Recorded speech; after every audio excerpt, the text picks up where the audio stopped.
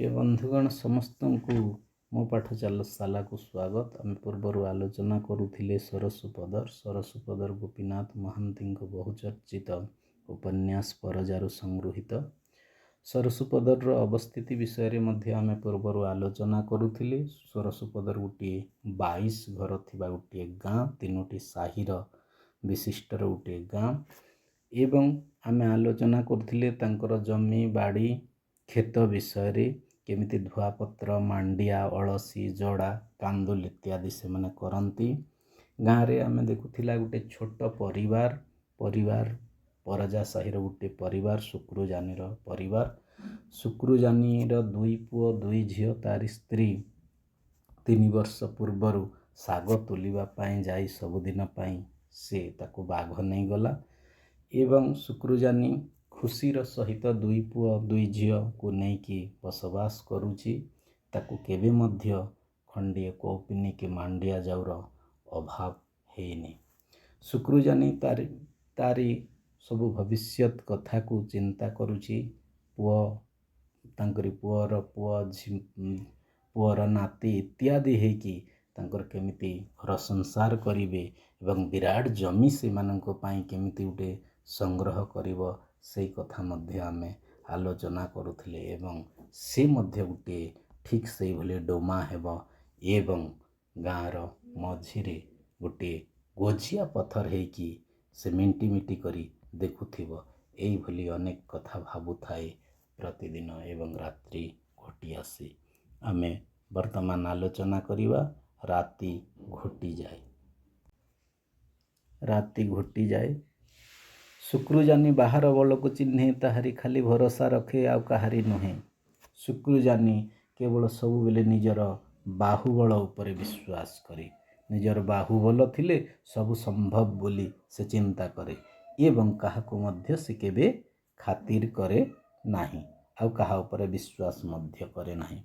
से पाख पहाड़ को चाष करिवा पाई लंडा कला बेले एका थरके 5 घंटा 6 घंटा से कुराड़ी ओल्लै नाही। से पाख जमी वर्तमान जोटा तार चाष कियारी हेछि सेई पहाड़ को पूर्वर सेई पहाड़ को जेते बेले से गुंड कला नंडा कला सफा कला सेई समय कथा को से चिंता करे। तारी बाहाबल द्वारा से 5 घंटा 6 घंटा पर्यंत एका सांगरे काम करे सेई कथा को से चिंता करे एवं सब बेले विश्वास करे निज देहरे जदि बल अछि सब संभव।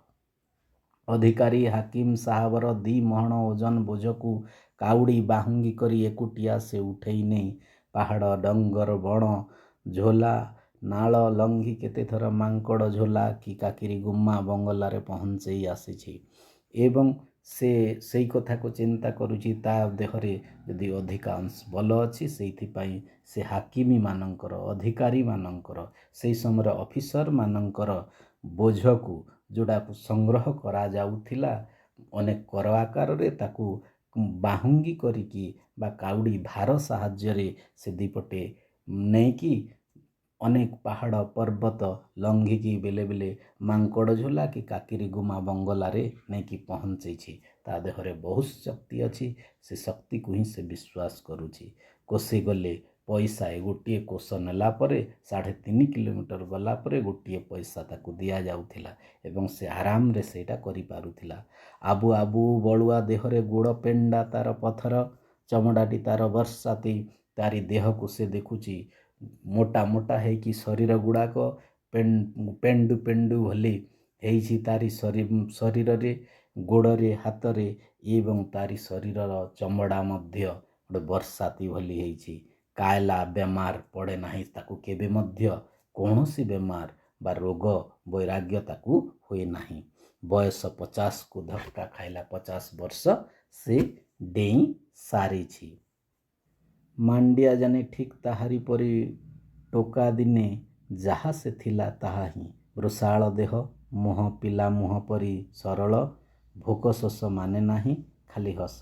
मांडिया जानी तारी बड़ पुओ ठीक तारी पई वृषाल देह एवं मुह तारी सरल एवं भोक शोष मानेनी केवल से काम ही काम करी चली थाए। किंतु छोट पुओ टिकराटा तार मला माँ को केवल मने पकाई दिए। सेहीपरी ଡବ ଡବ ଆଖି ମା ପରି, ତର ତର କଥା ମା ପରି ଏବଂ ମା କଥା ସବୁବେଳେ ମନେ ପକାଉଥାଏ। ସଞ୍ଜର ନିଆଁ ପାଖେ ଯେତେବେଳେ ସଞ୍ଜ ହୁଏ, ନିଆଁ ପାଖରେ ବଉଁଶ କୁଟୁମ୍ବ ମିଲି ଭଲ ପଙ୍ଗତିଟେ ବସେ। ଯେତେବେଳେ ସପରିବାର ବସନ୍ତି ଏକା ସାଙ୍ଗରେ କାମଦାମରୁ ଫେରି, ତଲର ଝୋଲାକୁ ପାଣି ମାଠିଆ ଧରି ନସର ଫସର ହୋଇ ଝିଲିବିଲି ଆସନ୍ତି। ସେହି ସମୟରେ ଆରାମରେ ଅତି ଖୁସିର ସହିତ ନସର ଫସର ହେଇକି ଢଳି ଢଳିକି ଝିଲି ଏବଂ ବିଲି ମାଠିଆ ଧରିକି ସେମାନେ ପାଣି ନେବା ପାଇଁ ଆସନ୍ତି ଏବଂ ଦୁଇ ଜଣ ଆରାମରେ ହସ ଥଟ୍ଟା ମଜା ହେଇକି ଆସନ୍ତି। ଶୁକ୍ରୁଜାନି କାନରୁ ଦରପୋଡ଼ା ପିଙ୍ଗା ଖଣ୍ଡିଏ ଟାଣି ନେଇ ନିଆଁ ଲଗାଏ। ଧୂଆଁ ପିଉ ପିଉ ପିଇଯାଏ ସଞ୍ଜର ଶାନ୍ତି, ଝୋଲା ପାହାଡ଼ର ଶାନ୍ତି ସବୁ। ଯେତେବେଳେ ସଞ୍ଜ ଥାଏ ସେତିକି ବେଳେ କାନରୁ ପିଙ୍କାଟି କାହାଲେଟି ବାହାର କରି ଅତି ଖୁସିର ସହିତ ପିଏ ଏବଂ ପରମ ଆନନ୍ଦ ଲାଭ କରିକି ସେ ସଞ୍ଜ ବିତାଏ। ସେଦିନ ଗାଧୁଆ ବେଳେ ପାହାଡ଼ ତଲ ଝୋଲାରେ ଝିଲି ବିଲି ଦି ଭଉଣୀ ଗାଧୋଉଥିଲେ। ଦିନକର କଥା, ଝିଲି ଏବଂ ବିଲି ଗାଧୁଅ ତୁଠରେ ଗାଧୋଉଥିଲେ ଦି ଭଉଣୀ ଏକା ସହିତ ମିଶିକି। ନାଲର ବାଙ୍କରେ ପରଜା ସ୍ତ୍ରୀ ଲୋକଙ୍କ ତୁଠ। ନାଲର ଯୋଉଠି ବାଙ୍କ ପଟେ ଭଲ ଗୋଟିଏ ଜାଗା ଅଛି, ସେଇଠି ପରଜା ସାହିର ସ୍ତ୍ରୀମାନଙ୍କର ତୁଠ। ପାହାଡ଼ ପାଖ ଖୋଲା ଆଉ ପାଖ ବୁଦୁବୁଦିଆ ଜଙ୍ଗଲ। ସେଇ ପାଖରେ ପାହାଡ଼ଟି ସମ୍ପୂର୍ଣ୍ଣ ସଫା ଅଛି ଏବଂ ବୁଦୁବୁଦିଆ ଜଙ୍ଗଲ ମଧ୍ୟ ଅଛି। ଉଞ୍ଚ ଚଞ୍ଚରା ଗୋଟେ ଚଟାଣ, ବଡ଼ ପାହାଡ଼ଟିଏ, କିଛି ଗଛ ନଥିବା ପଥର ଖଣ୍ଡିକ ଉପରେ ଧଲା ପାଣି ଡେଇଁ ଡେଇଁ ଦୁଲ ଦୁଲ ହୋଇ କଚାଡ଼ି ହେଉଛି ଏବଂ ପାଣିଟି ଡେଇଁ ଡେଇଁ ଗଡ଼ି ଯାଉଛି, ଗଡ଼ି ଗଡ଼ିକା ଆସୁଛି ତଲକୁ। ବଣ ଦେଶରେ ଏହିପରି ଅସଂଖ୍ୟ ଡୁଡୁମା ଜଳପ୍ରପାତ। ତ ପାହାଡ଼ରୁ ଯେତେବେଳେ ପାଣି ତଲକୁ ଆସୁଛି, ଅନେକ ପ୍ରପାତ ସୃଷ୍ଟି ହେଇଛି। ସେଠି ଡୁଡୁମା ଭଳି ପାହାଡ଼ ଉପରୁ ପଡ଼ୁଛି, ତାକୁ ଝୋଲା ବୋଲି ଏମାନେ କହୁଛନ୍ତି। ସେଇଭଳି ସୁନ୍ଦର ଭାବରେ ନଈଟି ବହି ଚାଲିଛି। ମୁଣ୍ଡ ଉପରେ ବରଗଛ ଛାଇ। ପରଜା ସାହିର ସ୍ତ୍ରୀ ଲୋକମାନଙ୍କର ତୁଠ ଯେଉଁଠି ଅଛି, ସେଇଠି ମୁଣ୍ଡ ଉପରେ ବରଗଛ ଅଛି ଏବଂ ବରଗଛର ଛାଇ ସେଠି ମଧ୍ୟ ପଡ଼ୁଛି। ଢାଲୁ ଅତଡ଼ାର ସାବୁଜା ମାଣ୍ଡିଆ କ୍ଷେତ କେନା କେନା ହୋଇ ପାଣି ଉପରକୁ ଓହଳି ପଡ଼ିଛି।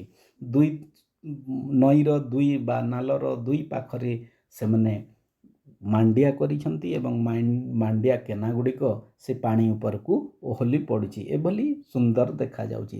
ସରୁ ନାଲ ବାଟ ଚଲା ତୁଠ ରାସ୍ତା ସାଫେଇ ସାଫେଇ ଅତଡ଼ାଏ। ତ ସେଇ ନାଲକୁ ଯିବା ପାଇଁ ଛୋଟ ରାସ୍ତାଟିଏ ଅଛି, ସେଇ ରାସ୍ତା ଦେଇ ସେମାନେ ଯାଉଛନ୍ତି। ନାଲର ବାଙ୍କରେ ନିରୁଳାରେ ଝିଲି ଆଉ ବିଲି ଗାଧୋଉଥିଲେ। ସେମାନେ ନାଳର ବାଙ୍କରେ ବା ଯେଉଁଠି ପରଜା ସାହି ସ୍ତ୍ରୀମାନଙ୍କର ତୁଠ ଅଛି, ସେଇଠି ସେମାନେ ଗାଧୋଉଥିଲେ। ବୟସ ତାଙ୍କର 17 ଓ 14।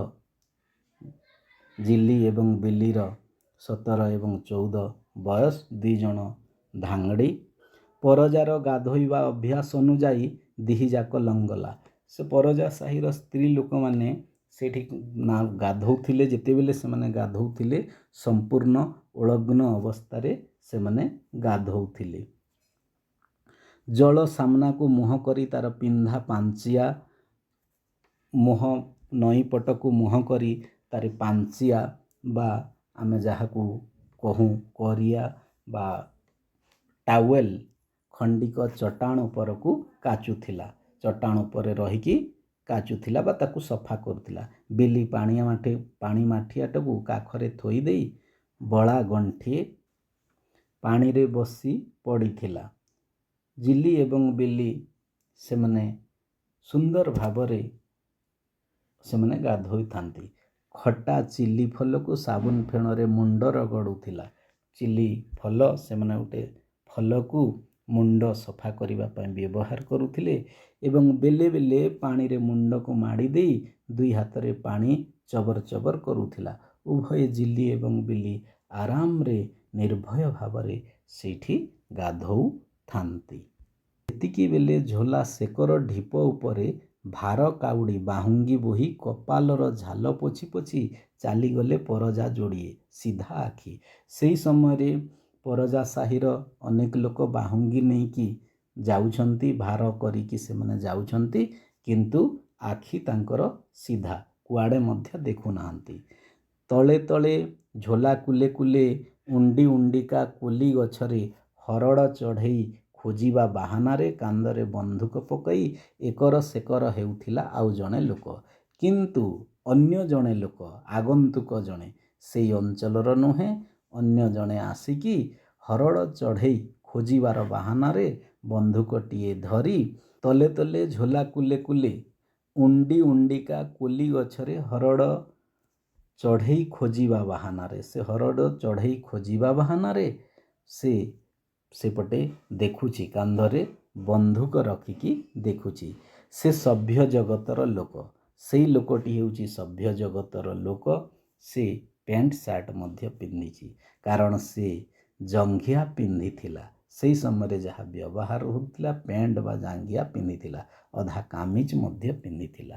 ଏଇ ଅଧଲାଙ୍ଗୁଲି ଦେଶରେ, ଏଇ ଅଧଲଙ୍ଗୁଲି ଦେଶରେ ସେ ଗୋଟେ ପ୍ୟାଣ୍ଟ ସାର୍ଟ ପିନ୍ଧୁଥିବା ସଭ୍ୟ ଲୋକଟିଏ ଥିଲା।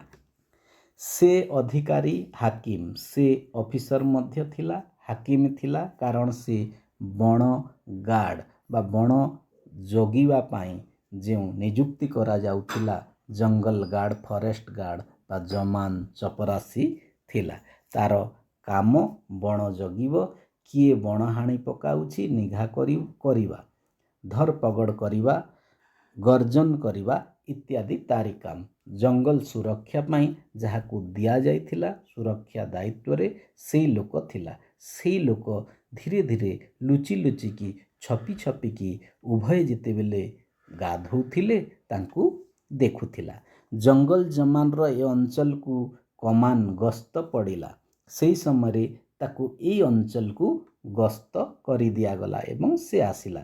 ଗୋଟାଏ ଗଛକୁ ଉଣ୍ଡିବା ବାହାନାରେ କେତେବେଳୁ ସେ ଏପାଖ ପାଣିକୁ ଚାହୁଁଥିଲା।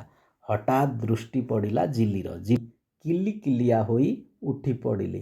କିଲିକିଲିଆ ହେଇକି ଦି ଭଉଣୀ ଯାକ ଅସ୍ତବ୍ୟସ୍ତ ହେଇଗଲେ। ଆମକୁ କିଏ ଦେଖୁଛି ବୋଲି ଚିନ୍ତା କଲେ ଏବଂ ଉଠି ପଡ଼ିଲେ।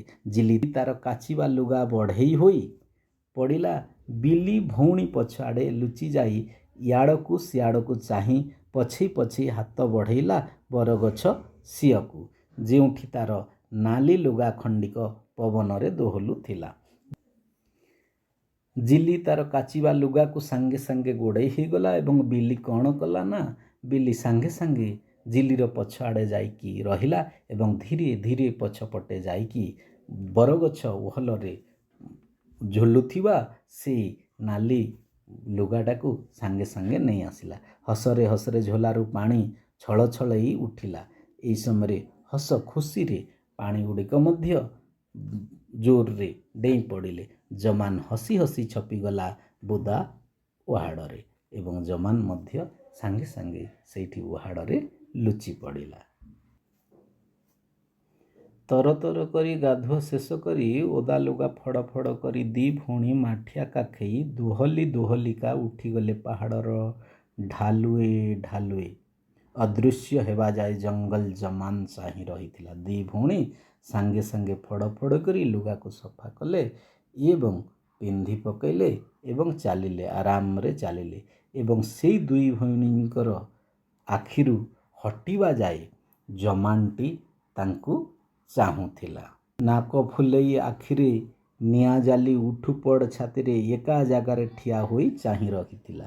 ଜିଲି ଏବଂ ବିଲିକୁ ଏକା ସାଙ୍ଗରେ ଗୋଟିଏ ଆଖିରେ ଏକା ନିଶ୍ୱାସରେ ଚାହିଁ ରଖିଥାଏ ଗାର୍ଡ଼, ଜଙ୍ଗଲ ଜମାନଟି। ତାପରେ ସିଟି ମାରି ମାରି ବୁଲାଣି ବାଟରେ ଧୀରେ ଧୀରେ ସେ ଗାଁ ଆଡ଼କୁ ଚାଲିଲା। ତାପରେ ଧୀରେ ଧୀରେ କିଛି ସମୟ ପରେ ଧୀରେ ଧୀରେ ସେ ସିଟି ମାରିଲା, ପାଟିରେ ଜୋରରେ ଶବ୍ଦ କଲା ଏବଂ ଚାଲିଲା। ହରଡ଼ ଚଢ଼େଇ ଲୁଚି ସାରିଥିଲେ। ପାଗ ବିଗିଡ଼ିଗଲା। କାନ୍ଧରେ ବନ୍ଧୁକର ବୋଝ ଭାରି ଲାଗିଲା। ଏଇଠି ଉପନ୍ୟାସିକ ଆଲୋଚନା କରୁଛନ୍ତି ନା, ସେଇ ଯେଉଁ ଦୃଷ୍ଟିଭଙ୍ଗୀ ତାର ଯେମିତି ଥିଲା, ସେ ହରଡ଼ ଚଢ଼େଇ ମାରିବାର ବାହାନା ଯେଉଁ ଥିଲା, ସେସବୁ ପାଗଟି ସମ୍ପୂର୍ଣ୍ଣ ବିଗିଡ଼ିଗଲା। ସେଇ ଜିଲି ବିଲି ପ୍ରତି ସମ୍ପୂର୍ଣ୍ଣ ସେ ଆକୃଷ୍ଟ ହୋଇସାରିଥିଲା ଏବଂ ଯେଉଁ ବାହାନାରେ ସେ ବନ୍ଧୁକ ଧରିଥିଲା ସେ ବନ୍ଧୁକ ମଧ୍ୟ ତାକୁ ଧୀରେ ଧୀରେ ଓଜନ ଭାରି ଭାରି ଲାଗିଲା। ଗାଁରେ ନାଇକ ବା ଗାଁର ମୁଣ୍ଡିଆଲ ଶ୍ରେଷ୍ଠ, ଗାଁ ଶ୍ରେଷ୍ଠ। ଘର ପିଣ୍ଡାରେ ଗୋରୁଶାଲାର ତାଟି ବନ୍ଧା ହୋଇ ଜଙ୍ଗଲ ଜମାନର ଛାଉଣି। ତାଙ୍କ ଗାଁର ନାଇକ ଯିଏ, ଗାଁର ମୁଣ୍ଡିଆଲ ଯିଏ ବା ଗାଁର ମୁଖ୍ୟ ଯିଏ, ତାଙ୍କର ଗୋରୁଶାଲ ତାଟି, ତାଙ୍କର ଯେଉଁ ଗୁହାଳ ଅଛି ସେଇ ପାଖରେ ଜଙ୍ଗଲ ଜମାନ ପାଇଁ ଛାଉଣି କରାଯାଇଛି ବା ଜଙ୍ଗଲ ଜମାନ ରହିବା ପାଇଁ ବ୍ୟବସ୍ଥା କରାଯାଇଛି। ନାଇକ ଖଜଣା, ନାଇକର ମୁଖ୍ୟ କର୍ମ ହେଲା ଖଜଣା ଅସୁଲ କରିବା। ରଜା ଘରର ବିରିଣୀ, ସେ ରଜା ଘରର ଗୋଟେ କ୍ଲର୍କ ଭଳି କାମ କରେ ବା କିରାଣୀ ଭଳି କାମ କରେ ବା ରେଭିନ୍ୟୁ ଇନ୍ସପେକ୍ଟର ଅମିନକୁ ଦିଏ। ରଜା ଘରର ଯାହା ସେ ସଂଗ୍ରହ କରେ, କର ସଂଗ୍ରହ କରେ, ସେ ଅମିନକୁ, ରେଭିନ୍ୟୁ ଇନ୍ସପେକ୍ଟର ଅମିନକୁ ଦିଏ। ଗାଁର ଖବର ଅନ୍ତର ସରକାରଙ୍କୁ ଜଣାଏ। ସେ ଗାଁରେ ଯାହା ସବୁ ଘଟୁଥାଏ ତାହା ସରକାରକୁ ନେଇକି ଜଣାଏ। ତେଣୁ ରଇତମାନଙ୍କଠୁ ସେ ଟିକିଏ ଉଚ୍ଚରେ, ତେଣୁ ଅନ୍ୟ ପ୍ରଜାମାନଙ୍କୁ, ରଇତି ପ୍ରଜାମାନଙ୍କ ଠାରୁ ସବୁଠୁ ଉଚ୍ଚରେ ସେ ଗାଁ ନାୟକ। ତେଣୁ ସମସ୍ତଙ୍କର ସବୁ ରଗଡ଼ ପାଇଁ ମୁଝାମ୍ ସେ। ଏଣୁ ସମସ୍ତଙ୍କର ରଗଡ଼ ପାଇଁ ବା ସମସ୍ତଙ୍କର ଦୁଃଖ ସୁଖ ବୁଝିବା ପାଇଁ ସେ ମୁଖ୍ୟ ହେଇକି ରହିଥାଏ। ଅଧିକାରୀ ଆସିଛନ୍ତି, ସେହି ସମୟରେ ଗାର୍ଡ଼ ଆସିଛନ୍ତି, ଅଧିକାରୀ ଆସିଛନ୍ତି, ନାୟକ ପିଣ୍ଡାରେ ବସା। ଯେତେବେଳେ ଯିଏ ଆସେ ନାୟକ ପିଣ୍ଡାରେ ବସେ। ଗୌରବ ଦେଖାଇ କୌପୁନୀ ଉପରେ ପୁରୁଣା କୋଟ୍ ଖଣ୍ଡିଏ ପିନ୍ଧିଲା। ସେ ଗୌରବ, ଯେହେତୁ ଗାଁର ଶ୍ରେଷ୍ଠ ଅଛି ବା ଗାଁର ମୁଖ୍ୟ ଅଛି, ସେଇଥିପାଇଁ କୌପୁନୀ ଉପରେ ଗୋଟିଏ କୋଟ୍ ଖଣ୍ଡିଏ ସେ ପିନ୍ଧିଲା, ପୁରୁଣା କୋଟ୍ଟିଏ ପିନ୍ଧିଦେଲା। ମୁଣ୍ଡରେ ପଗଡ଼ି ମଧ୍ୟ ଭିଡ଼ିଲା। ତାହା ଉପରେ ପିଙ୍କା ଟାଣିବା ଶାଲପତ୍ର କାହାଲି ପୁଞ୍ଜାଏ ଉଙ୍କି ମାରୁଥାଏ। ସେ ମଧ୍ୟ ପିଙ୍କା କାହାଲି ପିଏ, ସେଇଥିପାଇଁ ସେଇ କୋଟ୍ରେ କାହାଲି ପୁଞ୍ଜାଏ ମଧ୍ୟ ଭରିଥାଏ। ମୁଣ୍ଡକୁ ଅଣ୍ଟା ତଲକୁ ଭାଙ୍ଗି ଦେଇ ଦୁଇ ହାତରେ ଅଧିକାରୀ ପାଦ ଛୁଇଁ ମୁଣ୍ଡରେ ମାରି ନାଇକ ଗଦଗଦ ହୋଇ କହିଲା। ସେହି ସମୟରେ ଏଭଳି ସମ୍ମାନ ଦିଆଯାଉଥିଲା। ଯେତେବେଳେ ସରକାରୀ ଲୋକ ଆସିଛି, ସେଇଥିପାଇଁ ନାଇକ ସମ୍ପୂର୍ଣ୍ଣ ନଇଁଯାଇ ପାଦ ଛୁଇଁକି ସେ ନମସ୍କାର କଲା ଏବଂ ଗାର୍ଡ଼ର ପାଦ ଧୂଳି ନେଇକି ମୁଣ୍ଡରେ ବୋଲିଲା, ଜୁହାର ଗାର୍ଡ଼ ମହାପୁରୁ କହି ତୁମର ପାଦୁକା ଶୀତଲ ଥାଉ, ଆପଣ ଶାନ୍ତିରେ ଥାନ୍ତୁ ବୋଲି ସେ କହିଲା। ପରବର୍ତ୍ତୀରେ ଆଲୋଚନା କରିବା। ଚାରିଆଡ଼େ ହୁଲର ହୋଇଗଲା, ପ୍ରଚାରିତ ହୋଇଗଲା ଚାରିପଟେ। ଗାର୍ଡ଼ ଜମାନ ଆସିଛନ୍ତି ବୋଲି ଗାଁ ଯାକ ପ୍ରଚାରିତ ହୋଇଗଲା। ବନ୍ଧୁଗଣ, ଶେଷ ପର୍ଯ୍ୟନ୍ତ ମୋରି ଭିଡ଼ିଓକୁ ଦେଖିଥିବା ହେତୁ ଧନ୍ୟବାଦ। ଆପଣମାନେ ଲାଇକ୍ କରନ୍ତୁ, କମେଣ୍ଟ କରନ୍ତୁ। ଯେଉଁ ବନ୍ଧୁମାନେ ସବସ୍କ୍ରାଇବ୍ କରିନାହାନ୍ତି ସବସ୍କ୍ରାଇବ୍ କରିଦିଅନ୍ତୁ ଏବଂ ପରବର୍ତ୍ତୀରେ ମୋରି ଯେଉଁ ପାଠ୍ୟକ୍ରମ ଗୁଡ଼ାକ ଆସିବ ଆପଣମାନେ ପୁଣି କମେଣ୍ଟ କରିବେ ଏବଂ ମତାମତ ଦେବା ପାଇଁ ସମସ୍ତଙ୍କୁ ଅନୁରୋଧ ରହିଲା।